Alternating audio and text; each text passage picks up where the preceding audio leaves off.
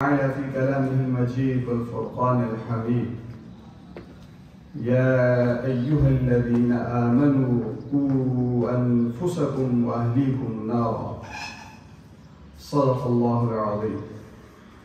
قال النبي صلى الله عليه وسلم: إنما بعثت لأتمم مكارم الأخلاق. صدق رسول النبي الكريم. قابل تکریم جناب ڈاکٹر قاسم صاحب، جناب مظاہر الاسلام صاحب اور میرے سامنے بیٹھے ہوئے معزز سامعین، میری بہنوں اور میری ماں، السلام علیکم ورحمۃ اللہ وبرکاتہ۔ آج کا جو موضوع ہے وہ تربیت اولاد ہے، اور یقیناً یہ جو موضوع ہے، یہ جو گفتگو ہے،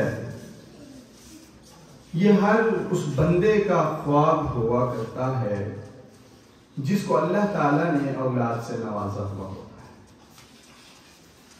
اور ہر اس شخص کے لیے یہ موضوع مزید اہمیت اختیار کر جاتا ہے جب وہ اپنی عمر کو جوں آگے کو بڑھتا ہے، وہ اپنے بچوں کو دیکھتا ہے تو اس کے اندر یہ خواہش مزید بڑھ جاتی ہے کہ میرے اولاد کی تربیت بہت اچھی ہونی چاہیے۔ وہ کیوں؟ وہ اس لیے یہ خواہش اس کے اندر بڑھنا شروع ہو جاتی ہے، اسے یہ معلوم ہوتا ہے میرے جانے کے بعد اگر میرے نام کو کسی نے موجود یا زندہ رکھنا ہے، وہ میری یہ اولاد ہے، یہ میری نسل ہے، میرا خاندان ہے۔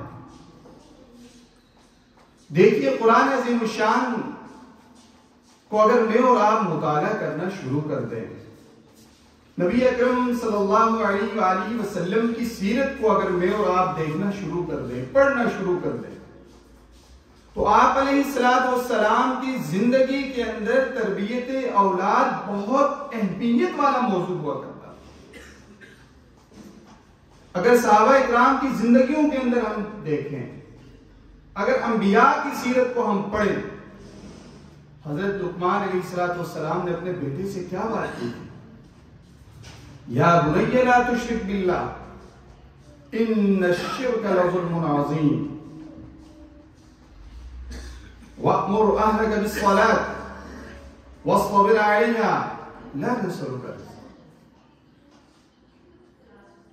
میرے بھائیو، آج کل کے دور کے اندر اگر ہم اپنی اولاد کو دیکھیں، ہم اپنی نوجوان نسل کو دیکھیں، پھر صحابہ اکرام کی اپنے بچوں کی تربیت کو دیکھیں، یقین جانیے میں اور آپ بہت دور کھڑے ہیں۔ آپ نے صحابہ کی زندگیوں کو دیکھا ہوگا، کہیں کوئی اولڈ ایج ہوم نہیں بنا، کہیں کوئی سویٹ ہومز نہیں بنے تھے، کہیں کوئی دار الایمان اور اس طرح کے نام کے کوئی مجھے اور آپ کے چیزیں نظر نہیں آتی تھی۔ اس وقت والدین بزرگ ہوتے تھے اور اولاد کے لیے ان کی خدمت سب سے بڑی دولت ہوا کرتی تھی۔ لیکن آج کل کے دور کے اندر اگر والدین بزرگ ہو جائیں، ان کی کمائی ہوئی جو دولت ہوتی ہے، جو مال اور متاع ہوتا ہے، وہ اس اہل و عیال کے لیے بہترین سرمایہ اس کو اپنا سمجھتے ہیں۔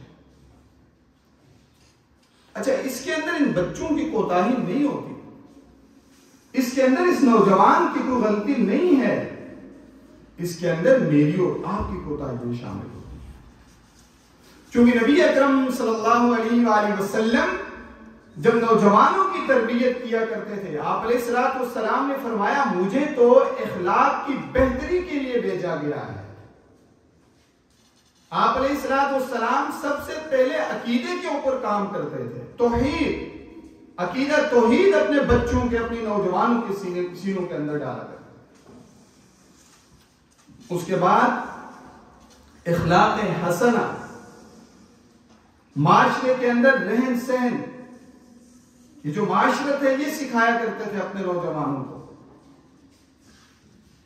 آج کل کے دور کے اندر جب یہ جدید ٹولز آ چکے ہیں، جب یہ چیلنجز کا دور ہے، جب یہ آئی ٹی کا دور ہے، ہمیں یہ معلوم نہیں ہوتا ہمارے بچے ہمارے پاس رہتے ہوئے کہیں اور سے وہ تربیت حاصل کر رہے ہوتے ہیں۔ ہمارا ماں باپ، ہم اس قدر غافل ہوئے ہوتے ہیں، میرا بچہ میرے ساتھ والی کرسی کے اوپر بیٹھتے ہوئے وہ لادین اور موجودہ دور کے بہت ساری چیزیں اپنے دل و اذہان اور قلوب کے اندر وہ لا رہا ہوتا ہے۔ اور آج کل کا والد اس قدر غافل ہے، وہ یہ سمجھتا ہے کہ اپنے بچے کو ڈاکٹر، انجینئر، پروفیسر، وکیل یہ سب کچھ بنانے میں اگر بنا لوں تو میری کامیابی ہے۔ یہ کامیابی نہیں ہے۔ فَمَنْ زُحْزِحَ عَنِ النَّارِ وَأُدْخِلَ الْجَنَّةَ فَقَدْ فَازَ وَمَا الْحَيَاةُ الدُّنْيَا إِلَّا مَتَاعُ الْغُرُورِ۔ یہ کیا ہے؟ میرا بچہ اگر مال و متاع کا حصول کر لے، میرا بچہ اگر ایک اچھی زندگی، ایک ڈاکٹر، پروفیسر، انجینئر اور دنیا کا مالدار کامیاب تاجر بن جائے، لیکن اگر اس کے اندر اخلاق حسنہ نہیں ہے تو وہ ناکام ہے۔ اگر اس کے اندر معاشرے کے لوگوں کے ساتھ حسن سلوک کرنا اسے نہیں آیا تو وہ ناکام ہے۔ اگر اس کو اپنے ماں باپ کی تربیت، اپنے ماں باپ کا خیال رکھنا نہیں آیا تو وہ ناکام ہے۔ اگر اس بچے کو اپنی جنت اور جہنم کا تصور کنفرم نہیں ہوا تو وہ ناکام ہے۔ اچھا، ایسے میں وہ بیٹا ناکام نہیں ہوا، آپ ناکام ہوئے، وہ باپ ناکام ہوا جس باپ نے اپنے بچے کی اچھی تربیت نہیں کی، وہ ماں ناکام ہوئی جس ماں نے اپنے بچے کی اچھی تربیت نہیں کی۔ کیا ہم بھول گئے ہیں کہ جو مائیں آج میرے اور آپ کے ساتھ معاشرے کے ہر کام کے اندر ان کا سپورٹ موجود ہے، ان کا کردار ہے، ان کے کردار کے بغیر ہم مایوس ہو جاتے ہیں۔ اس ماں کے قدموں کے نیچے اللہ نے جنت کی بات کی ہے۔ رسول اللہ صلی اللہ علیہ وسلم نے کیا فرمایا؟ اس ماں کے قدموں کے نیچے جنت ہے، ویسے ہی اس ماں کو اتنا بڑا مرتبہ دیا گیا، یعنی سیدھا بچے اولاد کے لیے کہ والدہ جنت ہے، اور جنت کا حصول کو اتنا آسان نہیں ہے۔ اس ماں کو یہ مرتبہ، بہت سارے وجوہات جہاں موجود ہیں وہاں ایک وجہ یہ بھی ہے کہ اس نے اپنے گھر کے اندر اپنے بچے کی تربیت اپنی گود سے لے کر قبر تک کر دی ہوگی۔ جاؤ نا ذرا تاریخ کے اندر، پڑھو نا ذرا سیرت کو۔ جب مائیں پہلے ان کے پیٹ کے اندر بچے ہوا کرتے تھے تو اس وقت ان کا سب سے زیادہ جو معمول ہوتا تھا وہ قرآن کی تلاوت ہوا۔ آج کل ہم اپنے اہل خانہ کو ریلیکس کرنے کے لیے، ان کے درد کو بلانے کے لیے ٹی وی اور ٹی وی کلچر کے اندر ہم وہ ڈرامے دیکھ رہے ہوتے ہیں، ٹی وی دیکھ رہے ہوتے ہیں۔ سیر و تفریح کے لیے ٹھیک ہے، وہ ضرور جائیں، سیر و تفریح بھی کروائیں، سارے کام، لیکن جو نئی نسل آنے والی ہے اس کی غذا جو ہے وہ قرآن ہے۔ قرآن کے ساتھ تعلق کو جوڑنا چاہیے، حدیث کے ساتھ تعلق کو جوڑنا چاہیے۔ اگر وہ والدہ ابتدائی ایام سے ان کاموں کو نہیں کرے گی تو وہ یہ توقع نہ رکھے کہ اس کا بیٹا کوئی امام غزالی بنے گا، وہ یہ توقع نہ رکھے اس کا بیٹا پھر جابر بن حیان کرے گا، وہ یہ توقع نہ رکھے کہ اس کا بیٹا معاشرے کے سارے معاشرے کو بہت بڑی اصلاح کرنے والا بنے گا، اور وہ باپ بھی یہ توقع نہ رکھے کہ کل کے لیے جب اس دنیا سے وہ چلا جائے گا اس منو مٹی تلے تو اس کے لیے جو بہترین ذخیرہ پیچھے سے نیکیوں کا ہوگا وہ اس کی اولاد ہوگی۔ چونکہ ہم نے اپنے بچے کو وہ تربیت ہی نہیں دی ہوئی ہوتی ہے کہ ہم وہ توقع رکھیں، ہم وہ امید رکھیں۔ مایوسی بسا اوقات مایوس نہیں ہونا چاہیے۔ لا تقنطوا من رحمت اللہ ان اللہ یغفر الذنوب جميعا۔ مایوس بندہ مومن کو نہیں ہونا چاہیے، لیکن ہمارے معاشروں کے اندر اگر دیکھیں جو ہمارے نوجوان ہیں، جو صالح قیادت ہونی چاہیے، جو صالح نوجوان ہونا چاہیے، وہ مؤثر ایکٹیویٹیز کے اندر مجھے اور آپ کو نظر نہیں آتا۔ میرے سامنے بھی اس وقت آپ لوگ بڑی عمر کے لوگ زیادہ ہیں، اگر آج نوجوان میرے سامنے ہوتا تو بہت اچھا ہوتا۔ آپ کو معلوم ہے نبی اکرم صلی اللہ علیہ وآلہ وسلم نے فرمایا بچہ 7 سال کا ہو جائے کیا کرو اسے؟ نماز کی ترغیب دو اسے، نماز کی طرف اس کو بتاؤ، نماز کی اہمیت اس کو بتاؤ۔ جب 10 سال کا ہو جائے پھر کیا کرو اس بچے کے ساتھ؟ اس کو تنبیہ کرنا شروع کرو۔ اگر میں آپ سے ایک بات پوچھوں، میرے گھر کو آگ لگ جاتی ہے، مجھے معلوم ہے کہ میرا پورا گھر اب جل کر راکھ ہونے والا ہے، ایک کمرے کے اندر میرے جن سے میں محبت کرتا ہوں میرے بچے اور بچیاں اس کمرے کے اندر موجود ہیں، صبح کا وقت ہے، 3 بج رہے ہیں، 4 بج رہے ہیں، مجھے پتا ہے کہ اگر میں اپنے بچوں کو یہاں سے نہ نکالوں تو انہوں نے جل جانا ہے، اور میرے پاس راستے بھی اب بند ہو رہے ہیں، دروازے بھی بند ہو چکے ہیں۔ مجھے بتاؤ، آپ پھر بھی جب سب کچھ ہر سائڈ سے دروازے بند ہو چکے ہیں، آپ چھوڑیں گے اپنے بچوں کو اس آگ کے اندر؟ وہ ماں اور باپ کیا کریں گے؟ وہ آخری لمحے تک جدوجہد کریں گے کہ کسی طریقے سے ہم اپنے بچوں کو اس کمرے سے نکالیں۔ اگر انہیں معلوم ہو جائے کہ روشن دان بچ رہا ہے، ایک کھڑکی بچ رہی ہے، اس کو توڑ کے اپنے بچوں کو 3ری منزل سے نیچے پھینکنا پڑے تب بھی پھینک دیں گے وہ۔ کیوں؟ ممکن ہے اگر یہ نیچے جا کے لگ جائے گا، زخمی ہو جائے گا، کچھ چیز ٹوٹ جائے گی، میرا بچہ جلنے سے تو بچ جائے گا۔ اگر دنیا کی آگ کی فکر اپنے بچوں کے لیے میرے اور آپ کے دل و دماغ کے اندر موجود ہے، تو پھر آخرت کے آگ کی فکر مجھے اور آپ کو اس نوجوان کے لیے کیوں نہیں ہے؟ یہ کافی نہیں ہے آپ اپنے بچے کو صبح وردی پہنا دیں، ناشتہ دے دیں، اچھے پالش کر کے جوتے دے کے اس کو اسکول کے لیے بھیجیں، یہ کافی نہیں ہے۔ ہاں، یہ اس کا ابتدائیہ ضرور ہو سکتا ہے۔ یہ بھی کافی نہیں ہے آپ جا کے اس کو پک اینڈ ڈراپ کی سروس دے دیں۔ یہ بھی کافی نہیں ہے آپ کے بچے نے میٹرک بہت اچھے نمبروں سے پاس کر لیا۔ یہ بھی کافی نہیں ہے میٹرک کے بعد FSC اور اس کے بعد وہ ڈاکٹر بن گیا، جو بھی آپ بنانا چاہتے ہیں بن گیا۔ سب سے بنیادی ضرورت ایک والد کی اور بنیادی ذمہ داری یہ بنتی ہے کہ وہ اپنے بچے کے لیے بہترین ادارے کا انتخاب کرے، چونکہ اس بچے کو معلوم نہیں ہے اس کے لیے اچھا اور برا کیا ہے۔ اس کو اس بات کا کوئی پتہ نہیں ہے وہ جس ادارے کے اندر جا کے پڑھ رہا ہے، اس ادارے کے اساتذہ اور اس ادارے کا انوائرمنٹ اس کو کہیں اسلام سے دور تو نہیں کرتا، وہ ادارہ اس کے در و دیوار اس کو کہیں اسلام اور معاشرت اور مسلمانیت سے کہیں دور تو نہیں کر رہا۔ یہ بنیادی ذمہ داری اس والد کی ہے اپنے بچے کو یہ ساری سروسز دینے سے پہلے اس چیز کا وہ خیال کرے۔ اور جب اس والد نے یہ سارے کام کر لیے، اس کے بعد اس والد کی ذمہ داری کے اندر یہ بات بھی آ جاتی ہے کہ وہ اپنے بچے کو یا ایھا الذین آمنوا قوا انفسکم واہلیکم نارا، خود بھی اس آگ سے ڈرے اور اپنے اہل خانہ کو بھی اس آگ سے ڈرائے جس آگ سے سب نے پناہ مانگی ہے۔ اور اسی طرح پھر اس والد کی ذمہ داری یہ نہیں ہے، بل ختم نہیں ہوتی یہاں پہ اس والدہ اور والد کی کہ اس نے سکول میں ڈال دیا، کالج میں ڈال دیا اور سکول میں پیسے بھر دیا، اس کی تربیت وہاں ہو رہی ہے۔ نہیں، جو تربیت ماں باپ خود کریں گے وہ تربیت کو اور نہیں کر سکتا۔ ہمیں چاہیے کہ ہم اپنے بچوں کے ساتھ فرینڈلی انوائرمنٹ ان بچوں کو دیں، اپنے بچوں کے دل و دماغ کے اندر سے وہ خوف دور کریں، تاکہ میرا بچہ اور میری بچی جب باہر معاشرے سے اٹھ کے واپس گھر کے اندر آئے، میرے اور آپ کے ساتھ ایک ایک بات وہ ڈسکس کرے، بابا آج میرے ساتھ یہ ہوا، بابا آج میرے ساتھ یہ ہوا، مما آج میرے ساتھ یہ بات فلاں نے کی ہے، تاکہ آپ اپنے بچے کی تربیت خود کر سکیں کہ اور آپ کے بچوں کو کہیں خراب نہ کر پائیں۔ اور اسی طرح جب ہم اپنے بچوں کے ان سارے کاموں سے آگے نکلتے ہیں تو پھر کچھ تربیتی اولاد کے ساتھ حقوقی اولاد بھی ہوتی ہے۔ اس بچے کا کوئی حق بھی ہے۔ تعلیم اور تعلم کے بعد جو اس بچے کا بنیادی حق ہے وہ اس کی شادی بیاہ ہے۔ یہ بات میں اس لیے کرنا چاہوں گا، آج کل جو ویسٹ ہے، جو میری اور آپ کی کلچر اینڈ سیولائزیشن تھی، ہم اس کو بھول گئے سرے سے۔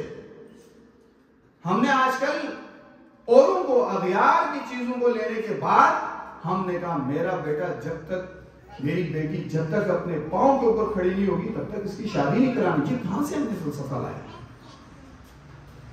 میرا بیٹا اور میری بیٹی کے لیے لازم یہ ہے کہ وہ اپنی کالج اور یونیورسٹی کی ایجوکیشن کمپلیٹ کرے۔ کیا آپ کو معلوم ہے اسی دوران جو ہمارے بچوں سے غلطیاں ہوتی ہیں، بحیثیت انسان یہ عمر ایسی ہوتی ہے کہ ہم سے بہت کچھ ہو جاتا ہے، ہم نہ چاہتے بھی بہت سارے ایسے کام کر گزرتے ہیں جو ہم نہیں کرنا چاہتے، لیکن جس سوسائٹی کے اندر، جس انوائرمنٹ کے اندر ہم ہوتے ہیں، وہاں ہم سے ایسی غلطیاں ہو جاتی ہیں. اور ایسی غلطیاں اس وقت ہو جاتی ہیں جب ماں باپ اپنا جو اس کا بنیادی فریضہ ہے اس سے اپنا ہاتھ اٹھا کے صرف نظر کرتے ہوئے اپنے بچے کو اپنے پاؤں کے اوپر کھڑا کرنے کی کوشش کر رہا ہوتا ہے. آپ کو پتا ہے اولاد کے حق کے اندر بنیادی حقوق میں سے یہ حق ہے جب وہ جوان ہو جائے، بالغ ہو جائے، اس کا نکاح کر دینا چاہیے. آج کل نوجوانوں کے اندر ہم جو دیکھتے ہیں، ہم خود پڑھاتے ہیں، ہمارے سامنے چیزیں گزرتی ہیں، ان بچوں کی ضروریات ہوتی ہیں، شادی ان بچوں کی بنیادی ضرورت بن جاتی ہے، لیکن وہ اپنے ماں باپ سے کہہ نہیں سکتے، وہ اپنے گھر والوں کو بتا نہیں سکتے، اور گھر والے بھی اس پریشانی کے اندر ہوتے ہیں کہ سب سے پہلے یہ بچہ جب تک کل کے یہ پہلی تنخواہ نہیں لائے گا تب تک اس کی شادی کو نہیں کرانی. یہ کہیں اسلام کے اندر موجود نہیں ہے. یہ کہیں یہ چیزیں میں نے اور آپ نے نہیں سیکھا، ہم بھول گئے. نبی اکرم صلی اللہ علیہ وآلہ وسلم کے پاس ایک صحابی آتے ہیں اور آپ علیہ السلام پوچھتے ہیں آپ نے شادی کرنی ہوگی؟ میرے پاس تو کچھ نہیں ہے، میرے پاس کچھ چیز ہے نہیں، میں کیسے شادی کروں؟ آپ نے کہا یہ نہیں پوچھا، یہ پوچھا آپ نے کرنی ہے. انہوں نے کہا اگر ہو جائے اس سے اچھی بات کیا ہے؟ پھر آپ علیہ السلام پوچھا آپ کے پاس کیا چیز گھر میں موجود ہے؟ انہوں نے کہا میرے پاس کوئی چھوٹی موٹی چیزیں ہیں. انہوں نے کہا بیچ کے جاؤ، جنگل سے لکڑی وغیرہ کاٹو، جا کے بیچو، بسم اللہ کر کے شادی کرو. اب اس میں نہیں کہا کہ تم لگژری لائف ہو، تمہاری گاڑی ہو، تمہارا بنگلہ ہو، تمہاری کوٹھی ہو. یہ ہم اپنے بچے کو مادیت کی طرف لے کے جا رہے ہوتے ہیں. اس لیے اپنی اولاد کے جو حقوق ہیں اس سے ماں باپ کو غافل نہیں ہونا چاہیے. اگر میں اور آپ اپنے بچوں کے حقوق سے غافل ہو جائیں گے تو جو اغیار ہے، جو دشمن ہے، جو میرے اور آپ کے بچوں کی جیبوں کے اندر اس وقت موجود جدید ٹیکنالوجی کو استعمال کرنا کوئی بری بات نہیں ہے. اس سے استفادہ کرنا یہ تو مومن کی فراست ہے، یہ حکمت کی متقاضی ہے. لیکن اگر میں اور آپ اپنے بچوں کو جدید چیزوں سے آگاہ نہ کریں، ان کے استعمال کے متعلق نہ بتائیں، ان کو ہم کنٹرول کے اندر نہ رکھیں، تو جس نے یہ کچھ بنایا ہے وہ ہمارے بچوں کو دل و دماغ کو نکال کر اپنی طرف لے جائے. اس کے لیے تو بہت آسان ہے. اور ویسے بھی مشرقی لوگوں نے ہمیشہ مغرب سے بہت ساری چیزیں فوراً اڈاپٹ کر لی اور بہت ساری چیزوں نے ہمیں تباہی کی طرف لے کے کی. اب ہم جب ہمارے بچے نکل جاتے ہیں، ہماری جو بچیاں ہوتی ہیں، یہ بات کرنا اس لیے ضروری چاہوں گا، بڑا استحصال ہم کرتے ہیں اور خوش ہو جاتے ہیں ہم نے اپنی بچیوں کی شادیاں کر کے بہت کچھ ان کو دے دیا. یہ جو جہیز کی صورت میں ہم اپنی بچیوں کو کچھ دے دیں، اچھی بات ہے. جو کچھ آپ اپنے بچوں کو دے سکتے ہیں، والدین کو چاہیے، بڑے بھائیوں کو چاہیے وہ دے دیں، جتنا دے سکتے ہیں دے دیں. لیکن ہم اپنی بچیوں کے حق مارتے ہیں. جو قرآن عظیم الشان اور سیرت نے مجھے اور آپ کو، شریعت نے میری بیٹی کو جو میری وراثت کے اندر حق دیا ہے، وہ ہم نہیں دیتے ہیں اپنی بچیوں کو. ہم اس حق سے تھوڑی بہت چیزیں دے کر دستبردار ہو جاتے ہیں. دیکھو شریعت کے اندر یہ جہیز کا کوئی کلچر نہیں ہے. شریعت کے اندر وراثت کے اندر اس بچی کا حصہ ہے. وہ 10 روپے آئیں، وہ 10 لاکھ آئیں، 10 کروڑ آئیں، اگر اس بچی کا وہ حصہ بنتا ہے، باپ کو چاہیے اپنی موجودگی کے اندر وہ بچی کے حوالے کرے. یہ شریعت نے اس لیے دیا ہے تاکہ وہ بچی جہاں جا رہی وہ عزت سے اپنی زندگی گزارے. اور اگر کوئی باپ یہ کام نہیں کرتا، یہ ذمہ داری پھر بڑے بھائیوں کے اوپر عائد ہو جاتی ہے. لیکن اگر بڑے بھائی یہ کام نہیں کرتے تو اس کا سارا جو بوجھ ہے اس باپ کے اوپر ہوگا. قیامت والے دن پھر یہ جو بوجھ اس بچی کا ہے، یہ بوجھ وہ باپ اٹھائے گا. اور آپ کو معلوم ہے پھر ایک خاتون 4 لوگوں کو جہنم کی طرف لے جائے. تو مجھے اور آپ کو اس بات کا خیال رکھنا چاہیے. نبی اکرم صلی اللہ علیہ وآلہ وسلم حضرت فاطمہ کی تربیت بڑے پیار سے آپ علیہ السلام نے کی تھی اور بڑی شفقت اور محبت سے آپ کی تربیت آپ نے کی تھی. ایک مرتبہ جب وہ چکی پیس کے آپ تھک گئی، آپ نے اپنے ابا جی سے کہا خاتمہ ہونی چاہیے. نبی اکرم صلی اللہ علیہ وآلہ وسلم نے حضرت فاطمہ کو فوراً آخرت کی یاد دلائی. کہ دنیا کی سہولتوں کی طرف جا کر کہیں میری بیٹی آخرت کو نہ بھول جائے. تو مجھے بتائیے وہ نبی جو آخری وقت بھی جب آپ کے جانے کا وقت تھا, اللہ سے ملاقات کا وقت تھا, اس وقت بھی آپ علیہ السلام سجدے کے اندر اگر روئے اور گڑ گڑائے تو میرے اور آپ کے لیے روئے, میری امت. تو آج اگر میں اور آپ اپنے بچوں کی تربیت آپ علیہ السلام کی سیرت کے مطابق نہ کریں تو مجھے بتاؤ میرا اور آپ کا ٹھکانہ کیا ہوگا؟ میری اور آپ کی نمازیں کس کام کی؟ میرے اور آپ کے روزے اور حج کس کام کے؟ اگر میرے اور آپ کے بچے ان کی تربیت سے ہماری رہتی, اگر ہم اپنے بچوں کی اچھی تربیت نہ کر سکے, اور کل کے لیے پھر اگر ہم نے اپنے بچوں کو سارا سرمایہ دیا لیکن ان کو دین کی طرف ہم نے نہیں بلایا, تو یاد رکھیے کہ میری اور آپ کی ذمہ داری تھی وہ مال جو میں نے اور آپ نے اپنے بچوں کے لیے کمایا تھا وہ وبال جہنم بن جائے گا. وہ پھر کہیں جنت کے بجائے مجھے اور آپ کو جہنم کی طرف نہ لے جائے. اور والدین کو یہ بات بھی دل و دماغ کے اندر رکھنی چاہیے, حلال اور حرام کا فرق آپ اپنے بچوں کو زبان سے نہیں بتا سکتے, آپ اپنے بچوں کو پریکٹیکلی کر کے دکھا سکتے. اور یہ جو مائیں اور بہنیں ہمارے گھروں کے اندر موجود ہوتی ہیں, 6 سال تک کا جو بچہ ہے وہ لرننگ ان کے بیہیویئر سے کر رہا ہوتا ہے, وہ گھر کے انوائرمنٹ سے سیکھ رہا ہوتا ہے. ماموں, خالہ, پھپھو, بہنیں, بھائی, ان لوگوں سے ان کے جو ان کا جو انوائرمنٹ ہوتا ہے اس سے بچہ 6 سال کی عمر تک اپنے آپ کو بنا چکا ہوتا ہے. اور نبی اکرم صلی اللہ علیہ وآلہ وسلم من تشبہ بقوم فہو منہم, المرء علی دین خلیلہ. اور پھر قرآن عظیم شان کے اندر بھی ہے کہ ہمیں ان لوگوں کے ساتھ بیٹھنا اور اٹھنا چاہیے جو دن اور رات کو اللہ سے ڈرتے ہوں. ہمارا جو تعلق ہونا چاہیے, ہماری جو دوستیاں ہونی چاہیے, ان لوگوں کے ساتھ ہونی چاہیے جو اللہ والے ہوں. یہ کون ان بچوں کو سکھائے گا؟ یہ میں اور آپ پریکٹیکل کر کے اپنے بچوں کو سکھائیں گے. اگر میری اور آپ کی محبت اللہ والوں سے ہے تو جب میں اور آپ اس دنیا سے چلے جائیں گے تو میرے اور آپ کے بچوں کی محبت بھی اللہ والوں سے ہوگی. اگر میری اور آپ کی محبت دنیا داروں سے ہے, اگر میری اور آپ کی محبت قاتلوں اور راشی لوگوں کے ساتھ ہے, تو یاد رکھیے گا ہمارے بچوں کی محبت بھی پھر انہی لوگوں کے ساتھ ہے. تو اس لیے یہ بات ہمیں ذہن میں رکھنی چاہیے کہ اپنے بچوں کی تربیت کے لیے مجھے اور آپ کو سب سے پہلے خود ان کے لیے عملی نمونہ ہونا چاہیے. چونکہ بچے جو ہیں وہ اپنے ماں باپ سے سیکھتے ہیں. اگر میں نے اور آپ نے یہ کام نہ کیا تو ممکن ہے اللہ تعالیٰ ہمارے بچوں کو ہدایت تو دے دے, ممکن ہے اللہ تعالیٰ میرے اور آپ کے بچوں کو اچھے راستے کی طرف لگا لے, لیکن جو میری اور آپ کی ذمہ داری تھی وہ میں نے اور آپ نے ادا نہیں کی. وہ اس لیے چونکہ یہ میری اور آپ کی رعایا ہے, یہ میرے اور آپ کے ماتحت ہیں, ان کے بارے میں ہم سے پوچھا جائے گا. کلکم راع وکلکم مسئول عن رعیتہ. تو اس لیے ہمیں اس بات کا خیال رکھنا چاہیے کہ ہمیں شروع سے اپنے بچوں کو اس بات کی طرف لے کے جانا چاہیے, یا بنی لا تشرک باللہ ان الشرک لظلم عظیم. بنیادی جو تعلیم میری اور آپ کے اپنے بچوں کو ہونی چاہیے کہ بیٹا یہ جو شرک ہے اس سے باز رہو. توحید, وحدانیت, اللہ تعالیٰ کے ساتھ جو اس کا محبت اور جو اس کا تعلق وہ کسی اور کے ساتھ نہیں ہوگا.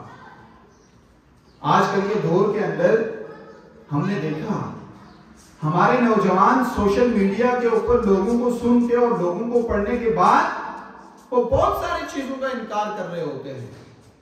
وہ بہت ساری دینی ان شاعر کا بھی وہ مذاق اڑانا شروع کر دیتے ہیں جو خود قرآن اور حدیث کے اندر موجود ہوتی ہے.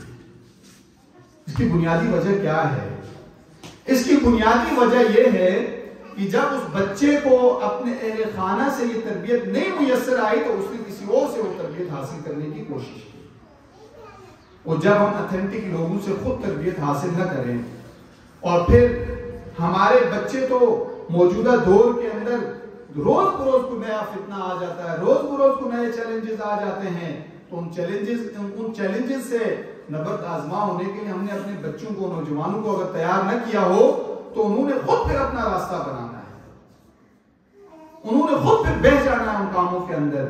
اور اقبال نے کتنی زبردست بات کی تھی, اللہ سے کرے دور تو تعلیم بھی فتنہ, املاک بھی اولاد بھی جاگیر بھی فتنہ, ناحق کے لیے اٹھے تو شمشیر بھی فتنہ, شمشیر ہی کیا نعرہ تکبیر بھی فتنہ. اگر ہمارے نوجوانوں کا ویژن ہی کلیئر نہ ہو, اگر ایک والد نے اپنے بچے کو تعلیم اور اس کے حصول اور تعلیم کے مقاصد نہ بتائے ہوں, اور آج کل ہم درسگاہوں کے اوپر آپ بالکل ایک بلائنڈ اعتماد نہیں کر سکتے, چونکہ ہمارے ملک کی جو صورتحال ہے روز بروز یہاں کو نئی چیزیں آ رہی ہوتی ہیں. ہر بندے کا جو انٹرسٹ ہے وہ جہاں سے اٹھ کے آیا ہوا ہوتا ہے, اس نے وہی پریکٹس کرنے کی کوشش کرنی ہوتی ہے. تو جب تک ایک والد اپنے بچے کو یہ بات نہ بتائے کہ بیٹا تعلیم کا اصل حصول تو یہ خیر الناس من ينفع الناس, کنتم خیر امت اخرجت للناس تأمرون بالمعروف وتنہون عن المنکر. میرا بیٹا تمہیں تو پیدا اس لیے کیا گیا تھا, میری بیٹی تمہیں تو پیدا اس لیے کیا گیا تھا, تم بہترین امت ہو, تأمرون بالمعروف وتنہون عن المنکر. تمہارا کام تو یہ تھا کہ برائیوں سے معاشرے کو روکنا اور اچھائیوں کا معاشرے کو حکم دینا, یہ تو تمہارا کام ہے میرا بیٹا. وَتُؤْمِنُونَ بِاللَّهِ. اگر یہ چیز ہم اپنے نوجوانوں کو نہیں بتائیں گے تو ہمارے نوجوان نے تو پھر اپنی مرضی کے مطابق اپنی تعلیم سے نتائج اخذ کرنے ہیں. اور اسی طرح اگر ہم اپنے بچوں کو یہ نہ بتائیں کہ میرا بیٹا کہ تمہارا ویژن یہ ہونا چاہیے, نبی اکرم صلی اللہ علیہ وآلہ وسلم نے ہمیں اپنی تعلیم اور اپنی آمدن اور اپنے ذرائع کے بعد سب سے بنیادی جو کرنے کا کام ہے وہ انسانیت کی خدمت ہے, وہ انسانیت کے دکھ درد میں شریک ہونا ہے, وہ انسانیت کے غم اور پریشانی کو اپنا غم سمجھنا ہے. تو اگر ہم اس بچے کو نہیں سمجھائیں گے وہ تو پھر مال اور دولت کو جمع کرنے میں لگ جائے گا, پھر تو بہت سارے روپے اور پیسے اس کے پاس ہوں گے لیکن اس کو خرچ کرنے کے لیے اللہ تعالیٰ کی توفیق بھی نہیں ہوگی. دیکھو اس وقت اہل غزہ کے اوپر بڑا مشکل وقت ہے. کل بھی دوبارہ ان کے تقریباً 400 کے قریب نہتے بچوں کو, خواتین کو, ان کی لیڈرشپ کو کل بھی شہید کر دیا گیا. آپ کو پتہ ہے اسرائیل اپنے بچوں کی تربیت ابتدائی عمر سے ہی کرنا شروع کر دیتے ہیں. لڑاکو لڑائی کرنے کی, ویپن کی جو ان کی پریکٹس ہوتی ہے وہ اپنے بچوں کو شروع سے دینا شروع کر دیتے ہیں. لیکن کیا ایک مسلمان باپ اپنے بچوں کے اندر, اپنے نوجوانوں کے اندر ان لوگوں کا دکھ نہیں ڈال سکتا, ان لوگوں کا درد اپنے بچوں کو نہیں بتا سکتا, اپنے بچوں کو یہ نہیں کہہ سکتا میرا بیٹا اس وقت اہل غزہ بڑی پریشانی کے اندر ہیں, بڑی اذیت کے اندر ہیں, اس مرتبہ عید کے کپڑے ہم نہیں لیں گے بلکہ عید کے کپڑوں کی جو کچھ ہمارے پاس جمع پونجی بچے ہم سب ان کے لیے بھیج دیں گے. ہم یہی کر سکتے ہیں. میرے بیٹا تجھے اللہ نے یہ صلاحیت دی ہے, تجھے اللہ نے بولنے کی صلاحیت دی ہے, تو نے کچھ 4 الفاظ پڑھے ہیں, جاؤ باہر جا کر معاشرے کے اندر اہل غزہ کے بارے میں تم بات کرو, لوگوں کو موٹیویٹ کرو, لوگوں کو ایجوکیٹ کرو, لوگوں کو بتاؤ. اگر تم آج میں اور آپ اپنے بچوں کو یہ نہیں سکھا سکتے, کل اللہ کے نبی کے سامنے ہم کیسے جائیں گے؟ جب نبی اکرم صلی اللہ علیہ وآلہ وسلم میرے اور آپ کے استقبال کے لیے موجود ہوں گے, لیکن آپ علیہ السلام کی امت کے بچے اور خواتین کٹ رہے ہوں, پس رہے ہوں, لیکن میرا اور آپ کا نوجوان بیٹا اور بیٹی عیاشی میں لگے ہوئے ہیں. ہم سے یہ سوال نہیں کرے گا اللہ کہ کیا تمہیں اس وقت یہ نظر نہیں آ رہا تھا؟ وَمَا لَكُمْ لَا تُقَاتِلُونَ فِي سَبِيلِ اللَّهِ وَالْمُسْتَضْعَفِينَ مِنَ الرِّجَالِ وَالنِّسَاءِ وَالْوِلْدَانِ. کیا ہو گیا تم لوگوں کو؟ کیوں نہیں تم ان لوگوں کے لیے کھڑے ہو جاتے ہو جو اس وقت اذیت اور مصیبت اور مظلومیت کے اندر پس رہے ہیں؟ اگر یہ میں اور آپ اپنے بچوں کے اندر آج درد اور دکھ نہیں, تکلیف نہیں ڈالیں گے تو یاد رکھنا کل کے لیے یہی بچے مجھے اور آپ کو اٹھا کے گھروں سے باہر بھی پھینک سکتے ہیں. کرو ذرا پاکستان کا سروے, سنو ذرا سٹوریز لوگوں کی. وہ کہتے ہیں ہمارے بیٹے ڈاکٹر ہیں, انگلینڈ کے اندر ہیں, UK کے اندر ہیں. تو بابا آپ اس دارالامان کے اندر کیا کر رہے ہو, دارالسکون کے اندر کیا کر رہے ہو؟ بس وہ نا بیٹا گھر میں بہت مسائل تھے, بہو اور بیٹے کی میری وجہ سے لڑائیاں ہوتی تھی, بیٹے نے اٹھا کر مجھے لا کر یہاں ڈال دیا. مجھے بتاؤ یہ کس کی غلطی ہو سکتی ہے؟ اس بیٹے کو اس لیول پہ پہنچانے کی کس نے یہ کوتاہی کی ہے؟ اس ماں نے اور اس باپ نے کوتاہی کی جو وہ بھگت رہے اس کو۔ یہ مکافات عمل ہے۔ اس لیے آج کل کے دور کے اندر اپنے بچوں کی کیئر کرنا، اپنے بچوں کے دل و اذہان اور قلوب کو پڑھنا، یہ ایک والد کے لیے بڑا چیلنج بن چکا ہے۔ پہلے کے ادوار کے اندر جب یہ آئی ٹی کا سیلاب نہیں تھا، جب یہ دور جدید کے جو اے آئی، آرٹیفیشل انٹیلیجنس ہوگی، دوسرے سارے مسائل ہو گئے، جب یہ موجود نہیں تھے تو بچوں کو کنٹرول کرنا بڑا آسان تھا۔ لیکن آج کل کے دور کے اندر ایک والد کی ذمہ داری کے اندر مزید اضافہ ہو جاتا ہے کہ اپنے بچوں کی تربیت اور اپنے بچوں کی نگرانی اس نے کس طرح کرنی ہے۔ دیکھیے صحابہ اکرام اور نبی اکرم صلی اللہ علیہ وآلہ وسلم جب آپ صحابہ سے بات کرتے تھے تو آپ علیہ السلام سب سے پہلے ان کو اخلاقیات کی بات کرتے تھے، ایمانیات کی بات کرتے تھے، آخرت کی بات کرتے تھے، اور اسی طرح جتنے بھی علوم ہیں ان کو سیکھنے اور سکھانے کی بات کرتے تھے۔ لیکن اس سارے کا منبع کیا ہوتا تھا؟ ان ساری چیزوں کا منبع ہوتا تھا کہ آپ نے دین پھیلانا ہے، آپ نے دعوت دین کا کام کرنا ہے، آپ نے اللہ کی کبریائی لوگوں کو سکھانی ہے۔ اگر آج میں اور آپ اس کام کے اندر ناکام ہو گئے تو پھر اپنی آخرت کے بارے میں ہمیں خود سوال کرنا چاہیے۔ اور یہ بات بھی آپ کی ذمہ داری بنتی ہے۔ ہم ان یونیورسٹیز کے اندر پڑھاتے ہیں، یقین جانیں ڈاکٹر صاحب کل بھی آئے تھے اور ڈاکٹر صاحب کے ساتھ میرا ایک بہت اچھا تعلق ہے، میرے محسن بھی ہیں، ہم اکٹھے ہی ہوتے ہیں۔ تو کل وہ آئے، میرے ساتھ آیا، آج یہ آئے تو میں آیا تو ان کو ساتھ لایا۔ یونیورسٹیز کے اندر ہم نے تجربہ کیا، 12,000 بچہ پڑھتا تھا ہمارے پاس۔ خدا کی قسم 1% بچے کو بھی قرآن سے پڑھنا نہیں آتا۔ ہم نے خود جا کے وائوے لیے، ہم نے خود جا کے ان بچوں سے سنا۔ یہ میں پڑھنے کی بات کر رہا ہوں، انڈرسٹینڈنگ اور سمجھنے کی بات تو دور کی بات ہے۔ مجھے بتاؤ، جس والد نے BS تک اپنے بچے کو بھیجا، اپنی بچی کو بھیجا، اس کا ڈریس بہت اچھا، اس کا اٹھنا بیٹھنا بہت اچھا، اس کے پاس پیسہ، اس کی پک اینڈ ڈراپ، جب ایک والد نے یہ سب کام کر لیے، اس والد نے یہ غفلت کیسے کی اپنے بچے کو قرآن نہیں سکھایا؟ ہم جب ان بچوں سے پوچھتے ہیں بیٹا آپ کو یہ قرآن کیوں نہیں پڑھنا آتا، اس قاری صاحب گھر آتے تھے، وہ ہمیں پڑھاتے تھے، تو میرا بیٹا ہے تو قرآن تم غلط پڑھ رہے ہو، میرے بچے قرآن تم غلط پڑھ رہے ہو، تمہارے والد محترم نے، والدہ نے اس چیز کو نہیں دیکھا قاری صاحب آپ کو غلط پڑھاتے تھے۔ یہ بات میں نہیں کہتا ہوں قرآن کہیں قرآن غلط پڑھاتے ہیں، یہ سے مطلب نہیں ہے۔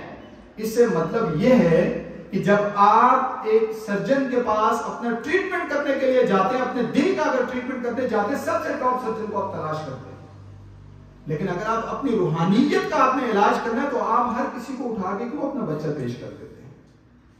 آپ ایک اتھینٹک آدمی کے سامنے اپنے بچے کو کیوں نہیں پیش کرتے؟ تو آپ کی ذمہ داری، بچے کو تو کوئی پتہ نہیں ہے۔ یقین جانیں ہمارے بچوں کو اس لیول تک پہنچنے کے بعد یہ معلوم نہیں ہوتا الحمدللہ رب العالمین کے اندر اللہ ہم سے کیا مخاطب ہے۔ ہم پوچھتے ہیں بیٹا غیر المغضوب علیہم ولا الضالین کیا ہے؟ کوئی پتہ نہیں۔ یا مختصر سا وہ ترجمہ کہا بیٹا کس کے اوپر غضب ہوا، کون گمراہ لوگ ہیں، کوئی پتہ نہیں۔ اولئک الذین انعم اللہ علیہم من النبیین والصدیقین والشہداء۔ بیٹا اگر اللہ سے تم سورۃ الفاتحہ میں انعام مانگتے ہو تو وہ انعام کیا ہے؟ وہ چند باتیں نہیں، پھر ہم کہتے ہیں وہ قرآن کے لیے آیات میں اللہ نے خود کہا ہے نا، نبیین کے ساتھ جو ہوگا، صدیقین کا کام جو کرے گا، شہداء کے، وہ ایسے لوگ، یہ لوگ انعام یافتہ ہیں۔ تو مجھے بتائیں اگر اس لیول تک آپ کا بچہ MBBS کر کے نکلتا ہے لیکن اس کو قرآن کی بنیادی تصورات اور تعلیم کا نہیں پتا تو وہ MBBS تمہارے گلے پڑ جائے گا، وہ وکیل تمہارے گلے قیامت والے دن پڑ جائے گا۔ اور یقین جانیں بسا اوقات اتنی پریشانی ہوتی ہے معاشرے کے اندر بچوں کو دیکھ کر، ہمارے بچے ننگ ترنگ اور اس طرح کے کپڑے پہن کر گھروں سے نکلتے ہیں، پڑھانے والا شرمندہ ہو جاتا ہے بسا اوقات یہ کس گھر سے بچے نکل کر آئے ہیں، یہ کس گھر سے بچے نکل کر آئے ہیں، اور پھٹے اور ایسے ان کے لباس ہوتے ہیں، ٹانگوں میں پینٹ پھٹی ہوتی ہے، بچوں کے بچیاں، بچوں کے پردے کا کوئی اہتمام نہیں، بچوں کے ڈریسز کا کوئی اہتمام نہیں۔ مجھے بتاؤ کہ تربیت اولاد کے اندر یہ بات آتی ہے یا نہیں آتی ہے؟ اگر ایک سوسائٹی میں آپ اپنے بچے کو اس طرح بھیجیں گے تو کل کے لیے سوسائٹی کے اندر جب اس بچے کے ساتھ کوئی حادثہ ہوگا تو تم پھر کسی یونیورسٹی اور مدرسے اور اسکول کے اوپر الزام دو گے، یا سب سے پہلے اپنے گریبان کو پکڑو گے تمہیں اپنے بچے اور بچی کو گھر سے ایسے بھیجا کیوں ہے؟ وہ کیسا باپ ہے، وہ کیسی ماں ہے جس کو شریعت کے اصولوں کا پتہ ہو اور شریعت کے مطابق وہ اپنے بچوں کو گھر سے باہر نہ نکالے؟ وہ کیسے ماں اور باپ ہے جو بچے کو گھر سے نکلتے وقت یہ نہ بتائیں میرا بیٹا قرآن عظیم الشان کے اندر سورہ نساء ہے اور باقی صورتیں جو ہے اس کے اندر تمہارے لیے واضح احکامات ہیں کہ جب تم نے بیٹا جانا ہے تو اپنی نگاہیں نیچے رکھنی ہے، جب میری بیٹی تم نے گھر سے نکلنا ہے تو تم نے اپنی حیا اور عفت کا اس طرح خیال کرنا ہے، اور میرا بیٹا جب تم جاؤ گے تمہارے سامنے اگر کوئی خاتون ہو یا کوئی بچی یا کوئی بھی آئے تو تم نے اس طرح کا ریئیکٹ کرنا ہے۔ جب ایک ماں اور باپ یہ تربیت کر کے اپنے بچوں کو گھر سے نہیں بھیجیں گے تو کیا ہم توقع کر سکتے ہیں کہ استاد جا کر ان کو سکھائے گا؟ میں آپ سے ایک اور بات آج کوٹ کرتا ہوں۔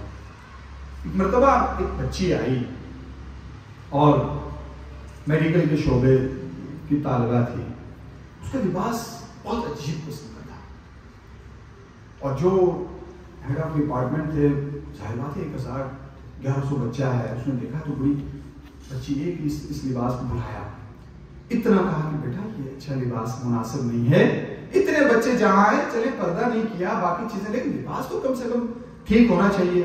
یقین جانے اگلے دن اس کا والد آ کر اس ایچ.او.ڈی سے کہتا تم کون ہوتے ہو میری بیٹی کے بارے میں اس لباس کی بات کرنے والے؟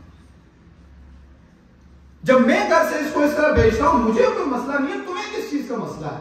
تو مجھے بتاؤ ایسے میں ایک استاد کیا کرے گا، ایسے میں معاشرہ کیا کرے گا؟ تو اس لیے یہ بات اپنے دل و دماغ اور اپنے پلوں سے باندھ لیں، آپ نے اپنے بچوں کی تربیت اپنے گھر سے کرنی ہے، آپ نے اپنے بچے کی تربیت کے لیے کسی اور کے اوپر اکتفا نہیں کرنا۔ ٹھیک ہے ایک استاد ایک مربی ہوتا ہے، ایک استاد ایک والد کی حیثیت رکھتا ہے، لیکن اگر آپ لوگ اپنے بچے کی تربیت اپنے گھر سے نہیں کریں گے تو توقع مت کیجیے کوئی اور آپ کے بچوں کی تربیت کرے گا۔ اور اس لیے موجودہ دور کے اندر یہ جو اس طرح کی محافل ہوتی ہیں، یہ جو اس طرح کی ایکٹیویٹیز ہوتی ہیں، اس میں آپ اپنے بچوں کو لے کر آیا کریں، اپنے بچوں کو ساتھ لایا کریں، تاکہ آپ کی تذکیر کے ساتھ ساتھ ان کی بھی تذکیر ہو، ان کو بھی معلوم ہو۔ حقوق والدین کے اوپر میں نے اس لیے آج بات نہیں کی، میں نے کہا آج اولاد کے اوپر بات کرتے ہیں۔ حقوق والدین کے اوپر تو بات ہوتی رہتی ہے، جمعے کے خطبے بھی ہم بہت سارے دیتے ہیں اور بہت سارے کرنی چاہیے۔ سب سے بنیادی ضرورت وہ ہے کہ نوجوانوں کو اپنے ماں باپ کا خیال کرنا چاہیے، ان کی عزت کرنی چاہیے، ان کا احترام کرنا چاہیے۔ ان کی عزت اور ان کے احترام سے آگے ان کے پاس کچھ نہیں ہوتا۔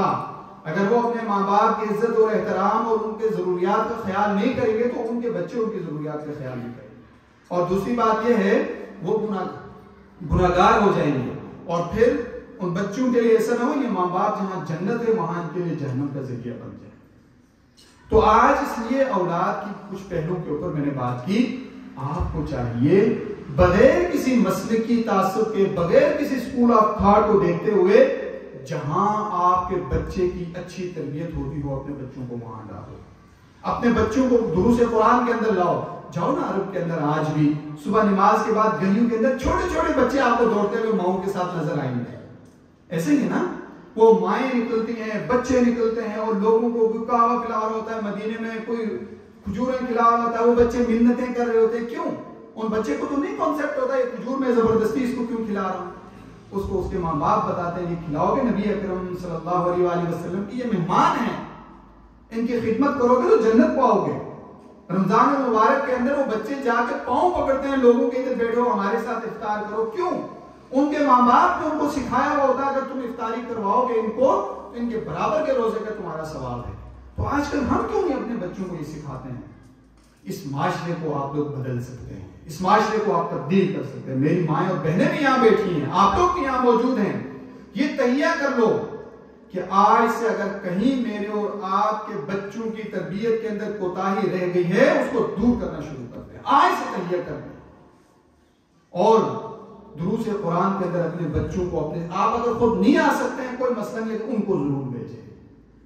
دروس قرآن کی محفل ہیں، درس حدیث کی محفلیں ہیں، اچھے لوگ ہیں، مجھے اس بات پہ بہت خوشی ہے کہ جماعت اسلامی اس بات کا اہتمام کرتی ہے. یہ اس بات کے مکلف ضرور ہیں کہ لوگوں کو آپ جمع کرو، ان کے لیے ایک انوائرمنٹ کریٹ کرو، ان کے لیے آپ ایک ماحول بناؤ، لیکن یہ جا کے لوگوں کو گھروں سے نکال نہیں سکتے. آپ کا بچہ اگر اس وقت گھر میں سویا ہے تو اگر آپ نہیں لا سکے تو یہ امیر صاحب بھی نہیں لا سکیں گے وہاں سے جا کے. اس کو لانا آپ کی ذمہ داری ہے. اور آج کل تراویح ہو رہی ہے، رمضان ہے، قرآن کا مہینہ ہے. اپنے بچوں سے روز پوچھو بیٹا کتنے سپارے پڑھ لیے، بیٹا پڑھ تو لیے، کتنے سپارے کا ترجمہ تمہیں؟ اچھا نہیں، چلو آج سارے گھر والے بیٹھتے ہیں اور آج فلاں قرآن کی تفسیر آپ کو نہیں پڑھنی آتی تو تفہیم القرآن اٹھاؤ، بڑی آسان ہے وہ. اپنے بچوں کو ایک سورت کا ترجمہ کرو، 7 تفسیر پڑھو اور روز کی یہ روٹین بناؤ. 2 آیات اپنے بچوں کو گھروں کے اندر تفسیر کے ساتھ پڑھانا شروع کر دو. کوئی ضروری نہیں ہے آپ کے بچے قرآن کو رٹنا شروع کر دیں، ٹھیک ہے حافظ بھی ہونا چاہیے، بہت اس کی فضیلت ہے. لیکن اگر وہ سب کچھ قرآن کو پڑھنے، نازلہ پڑھنے کے بعد بچے کو پتہ نہیں ہے یہ قرآن میرے سے کیا گفتگو کر رہا ہے، تو اس بچے کی زندگی بدلے گی تو نہیں نا. بدلنا ہے تو میں بدلو، نظام میں گری بدلو، وقت نہ جام و مینا کے بدل دینے سے کیا ہوگا. شراب کو مٹی کے برتن سے سونے میں ڈالو، سونے سے تانبے میں ڈالو، تانبے سے اس کو سلور میں ڈالو، وہ بدل جائے گی؟ نہیں بدلے گی نا. تو اسی طرح آپ اپنے بچوں کے دل و دماغ کو تب جا کر بدل سکتے ہیں جب اس کے اندر قرآن کے ساتھ اس کا تعلق جوڑو گے. اور قرآن کے ساتھ جب آپ کا بچہ گفتگو کرنا شروع کرے گا تو پھر آپ کا بچہ معاشرے کے لیے بھی ایک کرامت فرد بنے گا اور آپ کے لیے ذریعہ نجات بھی بنے گا. اللہ تعالیٰ سے دعا ہے کہ اللہ تعالیٰ میری اور آپ کی ٹوٹی پھوٹی باتوں کو قبول فرمائے اور اللہ تعالیٰ مجھے اور آپ کو اپنے بچوں کی تربیت کرنے کی توفیق اس طرح دے جس طرح نبی اکرم صلی اللہ علیہ وآلہ وسلم نے اپنی اولاد کی تربیت کی تھی. آخر دعوانا الحمدللہ رب العالمین. الحمدللہ رب العالمین والعاقبۃ للمتقین والصلاة والسلام علی سید الانبیاء والمرسلین.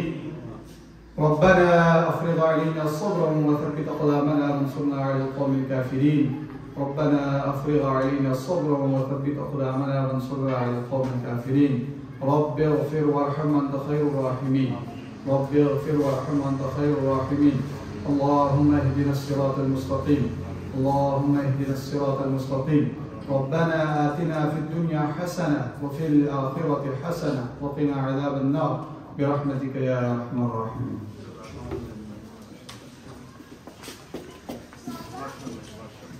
جزاک اللہ خیر. محترم مولانا ڈاکٹر